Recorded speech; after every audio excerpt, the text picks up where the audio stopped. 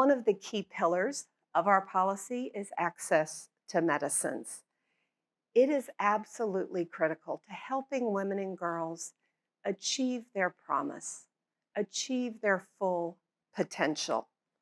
We want to address the barriers that keep women and girls from achieving that potential, from accessing the medicines they need to keep them healthy, whether those barriers are geographic, financial, social, cultural, or many other types. We want to help every woman live a better and healthier every day.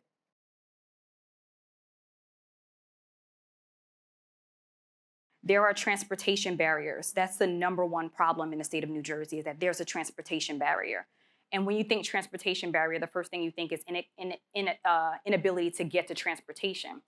That could vary. In South Jersey, that may be the case. In North Jersey, it just may be the inability to pay for a bus.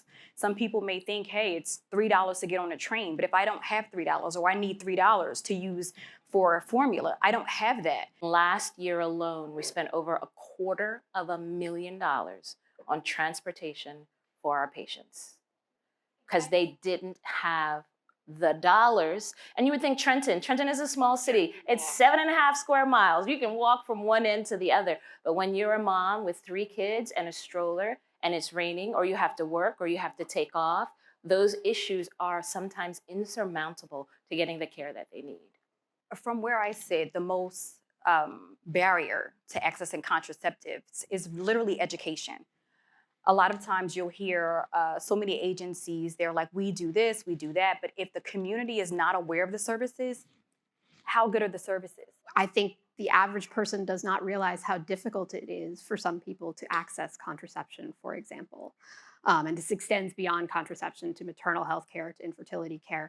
But in my area of expertise, 19 million women in need of publicly funded family planning in the United States live in what we call contraceptive deserts.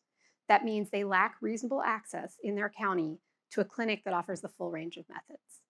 And that might not seem terrible to some of us with the privileges that we bring to the table, but if it's between putting gas in your car to go get that contraceptive or gas in your car to go get to work, you don't have that choice. When you think about maternal deserts and contraceptive deserts, you think of rural, you think of down south, but that's happening in New Jersey. So in the northwest part of New Jersey, there are areas that are contraceptive deserts. In some areas in South Jersey, there are contraceptive deserts. In Mercer County, we have one FQHC. The city of Trenton has no labor and delivery. Women that want to deliver in the city of Trenton have to go to Hopewell or to the next county, to Middlesex. In the state of New Jersey, for women of color, brown and Black women, maternal mortality and morbidity, and in particular mortality, could be as high as 5 times. We see that in the United States, it could be 2 to 3 times as high, your rate of incidence of mortality and morbidity. But in the state, we have 5 times that incidence. To me, that translates that for some individuals, pregnancy could be a death sentence, could be a life-altering situation that it not only affects the woman and the family, but a community.